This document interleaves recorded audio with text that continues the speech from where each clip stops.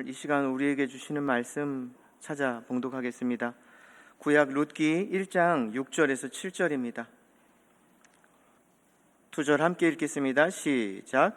그 여인이 모압 지방에서 여호와께서 자기의 백성을 돌보시사 그들에게 양식을 주셨다함을 듣고 이에 두 며느리와 함께 일어나 모압 지방에서 돌아오려 하여 있던 곳에서 나오고 두 며느리도 그와 함께하여 유다 땅으로 돌아오려고 길을 가다가. 아멘.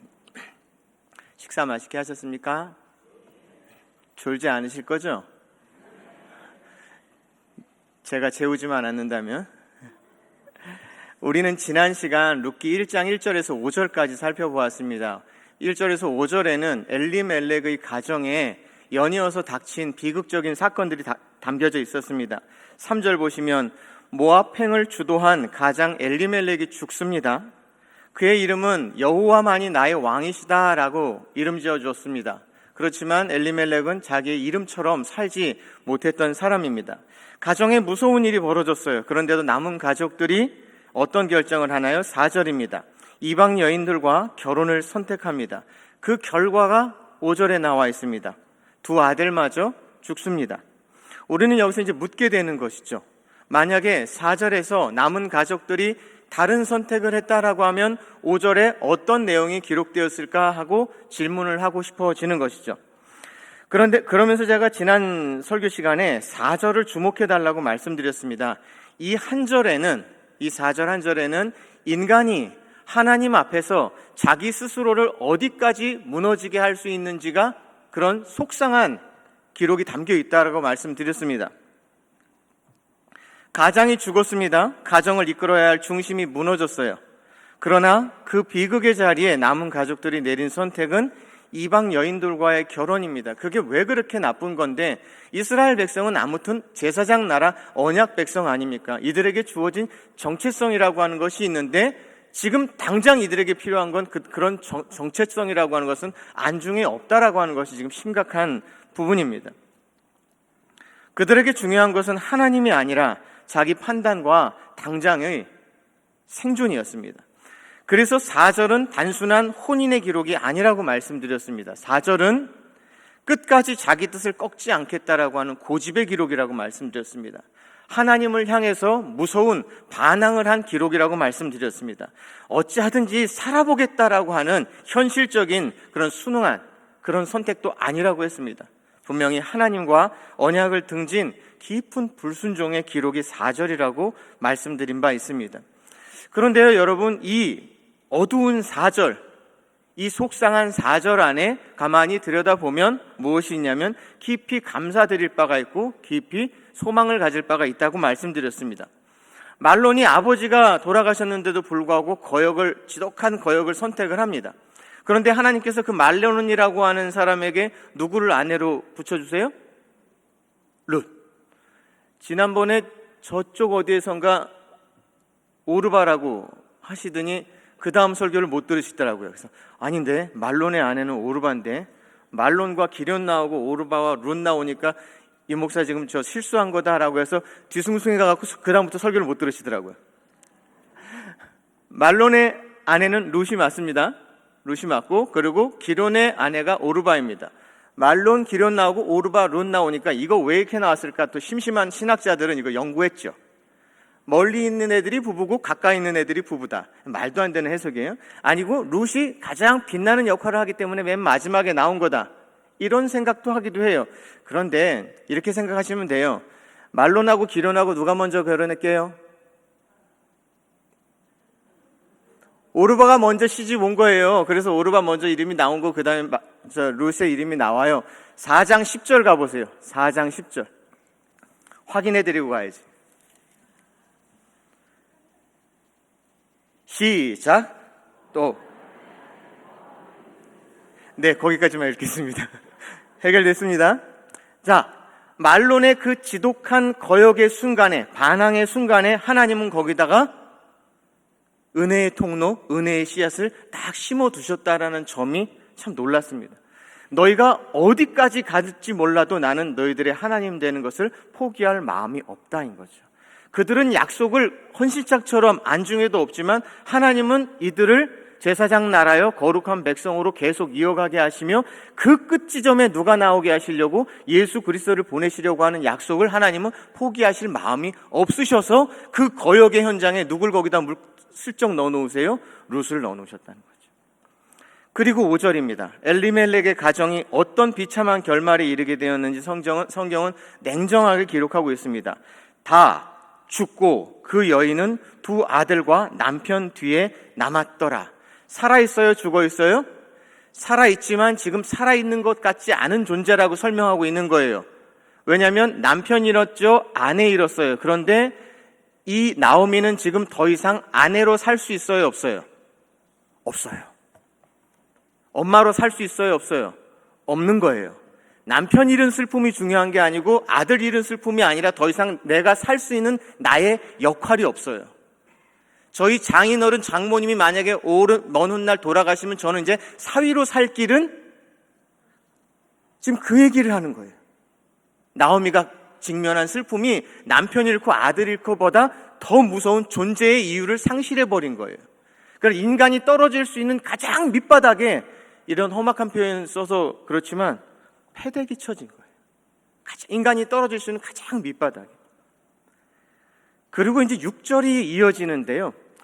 이 5절과 6절은 이런 모양을 갖고 있어요. 이런 모양. 무슨 모양이요? V. 그런데 엘리멜렉과 함께 나오미의 가정이 밑바닥 쳐서 딱 떨어져요. 그런데 하나님께서 이 밑바닥, 5절까지 딱 떨어진 이 밑바닥에서 어디까지 올리시냐면 이 V는 길게 써요? 짧게 써요? 이렇게 길. 지금 5절까지는 팍 패대기 쳐졌고 여기서부터 하나님이 쫙 끌어올리셔서 나오미를 예수 그리스도의 조상이 되게 하시는 그런 이야기. 곤두박질 친 나오미의 인생을 하나님께서 어디까지 올리실 수 있는지에 대한 기록이 바로 룻기입니다. 룻기. 오늘 읽으신 6절에서 1장 22절은 나오미와 룻 두 여인이 베들레헴으로 돌아오는 이야기입니다. 그런데 5절에서 6절 넘어가기 전에 여러분들이 한번 고백하셨으면 좋은 게 있습니다. 따라합시다. 고맙습니다, 하나님. 한 번 더. 고맙습니다, 하나님. 뭐가 고마우냐면요, 나오미가 홀로 남겨진 이유가 뭐였죠? 엘리멜렉의 잘못된 선택, 두 아들의 잘못된 선택이었습니다. 그래서 그들의 못된 선택, 잘못된 선택 때문에 나오미가 혼자 됐습니다. 그렇게 이제는 어머니로도 살 수 없고 아내로도 살 수 없고 그 여인의 존재의 이유는 싹 사라져버려서 인간이 곤두박질 칠 수 있는 가장 밑바닥에 있는데 이 여인의 이야기를 끝내시겠대요? 안 끝내시겠대요? 안 끝내시겠다. 이래서 고마운 겁니다. 여기서 마침표 찍으면 되잖아요. 근데 여기 쉼표를 찍으세요, 하나님이. 그리고 5절에서 끝내질 않고 6절을 계속해서 써가시겠대요. 하나님께서 이 이야기를 이대로 끝내시지 않으시겠대요. 저는 이 대목이 퍽 감격스럽고 가슴이 먹먹해집니다. 여러분, 이 사람 이야기로 생각하지 마시고요, 여러분 자녀 이야기로 한번 생각해 보십시오. 우리 사랑하는 자녀들이 스스로의 잘못된 선택 때문에 아무도 고립무원에 누구도 도와줄 수 없는 홀로 내동댕이 쳐지는 그런 어떤 자리에 갔을 때 여러분 마침표 찍게 하고 싶으세요? 이대로는 못 끝냅니다. 아내가 갑자기 뇌혈관이 탁 터져서 내 아내의 인생은 여기서 마침표가 찍어지는 겁니까? 남편은 부르짖을 수밖에 없습니다. 내 아내의 인생 여기서 마침표 찍게 내둘 수는 없습니다. 하나님 결정은 어떠신 것입니까? 저는 이 부분이 그래서 참 감격스럽습니다. 끝이라고 여겼던 자리, 기근과 죽음, 상실과 절망으로 무너진 가정, 그 몰락의 한복판에서 마침표를 찍지 않으세요.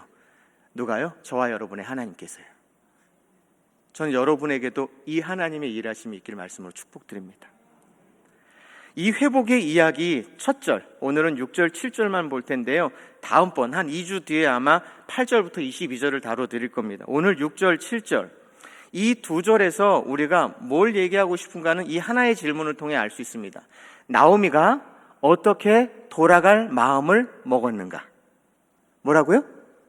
나오미가 어떻게 고향으로 돌아갈 마음을 먹었는가가 오늘 설교의 쟁점입니다.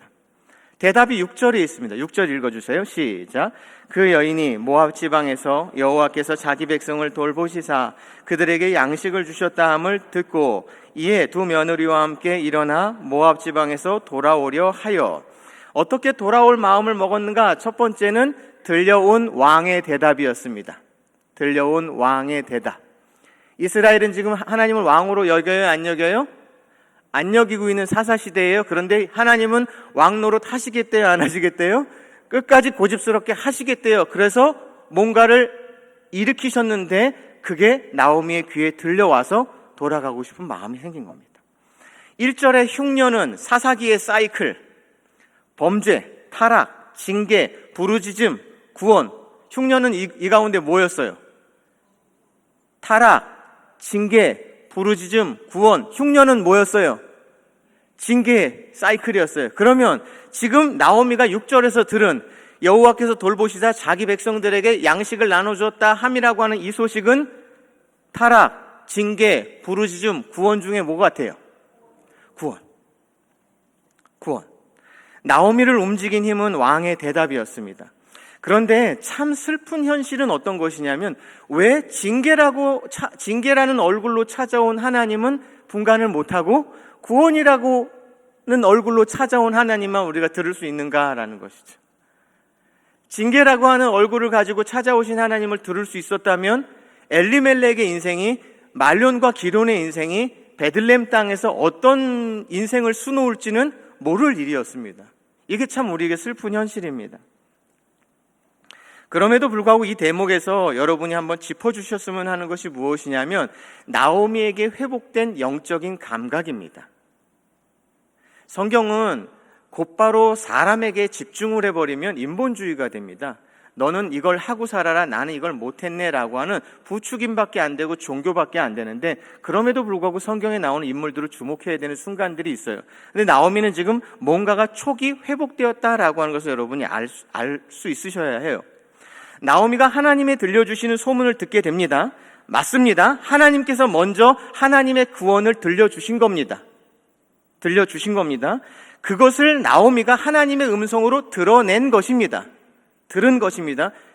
나오미가 잘했다라는 말이 아니라 이건 분명한 원리입니다. 논리입니다. 고향 베들레헴의 소식이 들려왔어요. 근데 나오미는 단순히 고향에 양식을 주셨다 함을 소식으로, 정보로 듣질 않았어요. 그 정보, 그 사건이, 그 소식이 하나님께서 자기 백성을 살피신다라고 하는 하나님의 사건으로 해석을 했다는 지점이에요. 그러니까 나오미를 지금 우쭈쭈쭈 높여 세우고 싶지 않고요. 룻기 기자가 지금 그걸 좀 보라고 하는 거예요. 하나님께서 일방적인 계시로 나오미에게 딱 내가 너한테 하고 싶은 말은 그거야. 넌 그러니까 와. 이렇게 일방적인 계시로 얘기하지 않았어요. 베들레헴에서 일어난 어떤 사건이 들려왔는데 나오미가 그 사건을 이건 하나님이 필시 하나님께서 뭔가 하시는 사건이야로 드러냈다라고 하는 것을 룻기 기자는 쓰고 있는 거예요. 그러니까 나오미에게 뭔가 촉이 생겼다는 것이죠. 그것을 우리는 인정할 수 있어야 돼요. 세상에는 감춰진 하나님의 소리가 많습니다. 근데 관건은 그거죠. 들을 수 있느냐 하는 거죠. 들을 귀가 있느냐라고 하는 것이죠. 그게 결국 인생이라고 하는 길을 만들어낸다라고 하는 것 여러분 인정하시지 않습니까? 여러분 잘 아세요. 따라해 봅시다. 인생이란 결국 해석이다. 맞죠? 저만 아는 사실 아니고 여러분들 이미 알고 계신 사실이에요. 그래서 말씀을 해석한다라고 하는 이 자리와 이 직분이 참 두렵고 조심스러운 것이죠. 성경에는 이처럼 하나님께서 우리에게 들려주시는 장면들이 곳곳에 등장해요. 누가복음 19장 1절에 가보면 삭개오라고 하는 인물이 등장을 합니다. 삭개오가 예수님께서 여리고를 들어가서 지나가신다라는 소문을 듣고 만나고 싶었던 겁니다. 하나님께서 우리 인생을 경영해가는 일반적인 상식은 바로 이렇습니다. 뭔가 인생들에게 이야기를 던지고 사연을 던져서 이게 나에게 어떠한 것으로 다가오는지를 하나님이 일방적으로 그렇게 사용하시는 것입니다. 열왕기하 5장에 가보면요 1절에서 3절 띄워주세요. 아람 군대 장관 나아만이 등장을 하는데 이 사람이 읽어봅시다. 시작. 아람 왕의 군대 장관 나아만은 그의 주인 앞에서 크고 존귀한 자니 이는 여호와께서 전에 그에게 아람을 구원하게 하셨음이라. 그는 큰 용사이나 나병 환자더라. 2절. 전에 아람 사람이 떼를 지어 나가서 이스라엘 땅에서 어린 소녀 하나를 사로잡음에 그가 나아만의 아내에게 수종들더니 그의 여주인에게 이르되 우리 주인이 사마리아에 계신 선지자 앞에 계셨으면 좋겠나이다. 그가 그 나병을 고치리이다 라고 했어요. 이 소식을 나아만은 직접 다이렉트로 들은 것도 아니고 아내를 통해서 어린아이의 이야기를 들었어요. 포로로 잡혀온 어린 소녀. 그런데 나아만은 이 어린 소녀의 이야기를 소홀히 들었어요? 안 들었어요? 안 들었어요. 그리고 결국 찾아와서 엘리사에게 나병을 고침받았다라고 하는 거예요. 여호수아 2장 8절에서 10절에 가보면 라합이라고 하는 여인이 등장을 합니다. 이스라엘 공동체가 하나님의 능력과 은혜로 홍해를 건넜다는 소문을 온 가나안이 다 들었습니다. 다 들어서 저들이 쳐들어오면 저들을 어떻게 해서든지 막아야겠다라고 대적하고 막아섰습니다. 그런데 모두가 다 그렇게 들었는데 그들과 다르게 들었던 한 사람이 있었습니다. 그게 바로 기생 라합입니다. 그 대목은 한번 읽어보고 지나가겠습니다. 여호수아 2장 8절에서 10절입니다. 시작. 또 그들이 눕기 전에 라합이 지붕에 올라가서 그들에게 이르러 말하되 여호와께서 이 땅을 너희에게 주신 줄을 내가 아노라. 우리가 너희를 심히 두려워하고 이 땅 주민들이 다 너희 앞에 간담이 녹나니 이는 너희가 애굽에서 나올 때에 여호와께서 너희 앞에서 홍해물을 마르게 하신 일과 너희가 요단 저쪽에 있는 아모리 사람의 두 왕 시온과 옥에게 행한 일, 곧 그들을 전멸시킨 일을 우리가 들었음이니라 해요. 다 그렇게 들었지만 라합 한 여인은 다르게 들었습니다. 그 소문 속에서 라합은 하나님을 인식할 수 있었습니다. 그렇게 기생으로 살던 이방 여인이 출애굽 사건에서 하나님을 발견합니다. 그리고 지금 우리가 살피고 있는 룻기에 등장하는 룻의 장차 남편이 될 보아스의 엄마가 됩니다. 이 라합이라고 하는 기생이에요. 그리고 예수님의 족보에 떡하니 올라갑니다. 옆 사람에게 한번 말씀해 주시죠. 눈을 뜨시고. 꼭 들어야 할 음성이 있습니다. 꼭 들어야 할 소리가 있습니다. 들을 수 있기를 축복합니다. 놓치지 않으시길 축복합니다. 그런가 하면 옛적 에덴 동산에서 아담에게는 몇 개의 소리가 있었어요? 하나님의 소리. 하나님의 소리. 옆에서 같이 사는 아담의 소리. 아담 뒤에서 속삭이고 있는 뱀의 소리. 아담은 어느 소리에 대답했을까요? 한 글자. 내가 그렇게 하고 싶은 거예요. 내가 그러고 하고 싶은데 뱀이 부추겼고요. 아내는 무관한 거예요. 우리의 죄는 누구로부터 듣거나 누구로부터 가해지는 게 아닙니다. 죄는 누가 지어요? 내가 짓습니다. 나오미의 남편 엘리멜렉이 귀 기울인 소리도 누구의 소리예요? 나예요. 우린 많은 걸 듣고 삽니다. 하나님께서 우리에게 많은 걸 듣게 하세요. 그 가운데 소홀히 여김은 없는지, 또 듣지 못하는 건 없는지. 사사기 16장 한번 띄워주세요. 사사기 16장 20절 시작. 들릴라가 이르되 삼손이여 블레셋 사람이 당신에게 들이닥쳤느니라 하니 삼손이 잠을 깨어 이르기를 내가 전과 같이 나서 몸을 떨치리라 하였으나 여호와께서 이미 자기를 떠나신 줄을 깨닫지 못하였더라 해요. 들릴라의 거듭된 유혹 앞에서 삼손은 하나님의 경고를 못 들은 거예요? 무시한 거예요? 소홀히 여긴 거예요? 뭘까요? 소홀히 여긴 거예요? 무시한 거예요. 경시한 거예요. 천시한 거예요. 등한시한 거예요. 함부로 여긴 거예요. 그리고 제가 듣기에는 삼손은 하나님의 경고를 사절한 거예요. 거절한 거예요. 넌 그렇게 떠들지라도 나는 내 살고 싶은 대로 산다고 하는 거니까 삼손은 무시한 것도 아니고 경시한 것도 아니고 그건 이미 지나간 자리고 결국 마지막 종착지는 뭐예요? 난 안 되겠다. 거절이에요. 여러분 인생에 이런 일이 없기를, 복된 귀 기울임만 있기를 말씀으로 축복드립니다. 2절 짧은 본문이지만 본문 속에서 여러분이 마음에 담아야 될 또 하나의 내용은 뭐냐면, 따라합시다. 나오미의 발빠른 결단. 6절 중간부터 보시면요, 나오미가 하나님의 소문을 들어요. 그리고 일어나요. 그리고 돌아오려고 해요. 그리고 있던 곳에서 나와요. 그리고 돌아오려고 길을 가다가요. 우리에게 가장 약한 것이 이것인지 모릅니다. 깨달음은 많은데 여전히 거기 머무르는 것, 설교도 듣고 말씀도 읽지만 실제로 길을 나서지 않는다는 건 말입니다. 저희 고등부에 보면은 저보다 거룩한 애가 하나 있어요. 이름은 신종훈이에요. 얘가 저보다 나라를 더 걱정해요. 저보다 1학년, 2학년 지 후배들을 더 걱정해요. 어느 날 엄마 손 붙들려고 억지로 교회 나오다가, 종훈아 미안해, 억지로 교회 나오다가 드럼이나 한번 배워볼까 했는데 적성에 안 맞아서 때려쳤대요. 근데 어느 날 예배 딱 왔는데 저분이 누구야 그랬더니 담임 목사님 아드님이래요. 근데 기타를 딱 치고 있는데 쾅 가슴을 때리고 쾅 세계관이 깨진 게, 나도 하고 싶다, 부럽다가 아니라 나도 저걸 해야만 한다 였대요. 그래갖고 지금 모든 찬양대에서 찬양팀에서 다 불러갖고 하고 있고, 우리 고등부 찬양 인도자로 있잖아요. 나오미는 이걸 듣고, 나오미 칭찬하고 싶었던 게 아닙니다. 듣고 나오미는 가야겠다, 돌아오려 하여.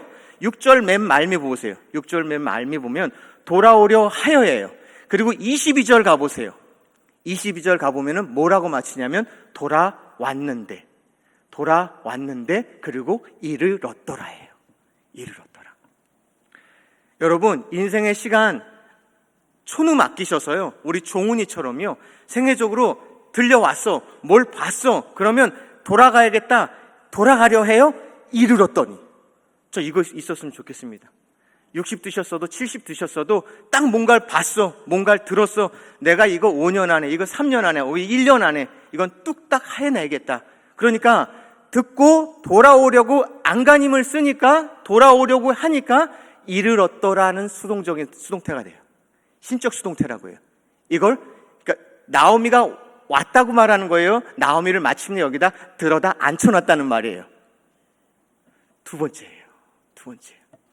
이게 지금 내가 걸어 들어간 건지 하나님 나를 여기다 갖다 코를 껴갖고 갖다 놨는지 몰라요. 그런데 하나님도 승하시고 나오미도 승하게 하시는 게 바로 우리가 알고 있는 성경적인 신앙이에요.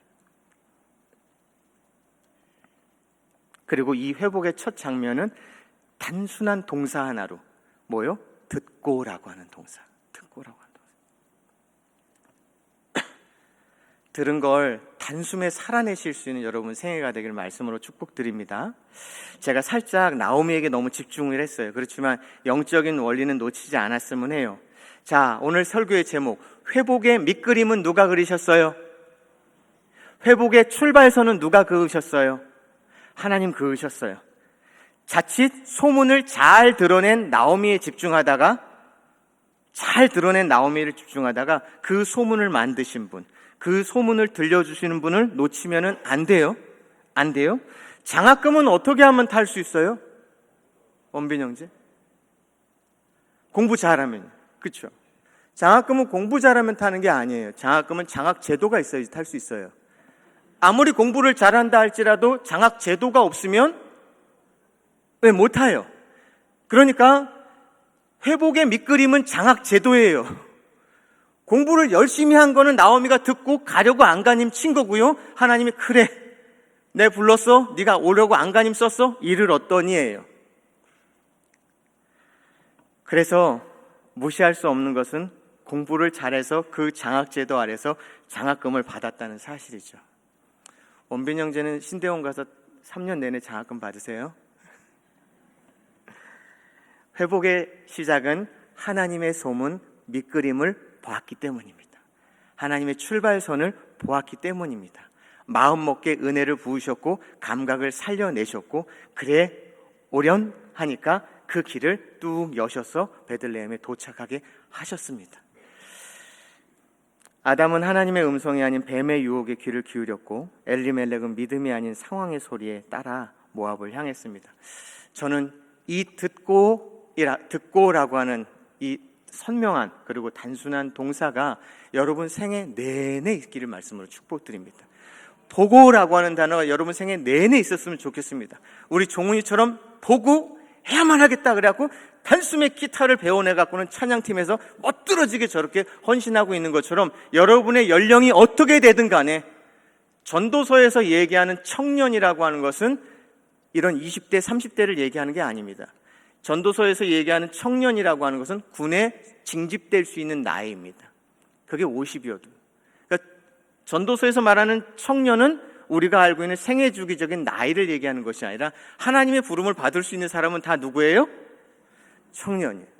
청년. 집사님도 청년, 권사님도 청년. 말씀을 맺겠습니다. 우리의 인생 결국 무엇을 듣고 반응하는가에 따라 향방이 정해집니다. 문제는 그 안에서 하나님의 일하심을 읽어내는가입니다. 그리고 그것을 그 섭리를 읽어내는 감각 못지않게 중요한 것은 들려온 말씀을 따라 나서는가의 여부입니다. 삼손은 귀가 있었지만 듣지 않았습니다. 들려왔지만 순종하지 않았습니다. 오늘 이 말씀 앞에서 우리에게 필요한 것은 영적인 청력입니다. 하나님의 섭리를 듣고 그 섭리를 하나님의 일하심으로 해석하고 그 음성에 반응하여 회복의 여정에 우뚝 나서는 여러분이기를 말씀으로 축복드립니다. 그리고 그렇게 걸어가는 걸음 여정 속에서 지금 이 노래를 늘 부를 수 있기를 말씀으로 축복드립니다. 함께 찬양하겠습니다. 주 나의 모습 보내, 주 나의 모습 보내, 상한 나의 마음 보시네. 주 나의 눈물 안에 홀로 울던 마음 아시네. 주 나의 모습 보내, 주 나의 모습 보내, 상한 나의 마음 보시네. 주 나의 눈물 안에 홀로 울던 마음 아시네. 세상 소망 사라져가도, 세상 소망 다 사라져가도 주의 사랑은 끝이 없으니 살아가는 이 모든 순간이 주의 힘을 나는 주 사랑 내게 있네. 주 사랑 내게 있네. 그 사랑이 날 채우네. 주 은혜 내게 있네. 그 은혜로 날 채우네. 세상 소망 다 사라져가,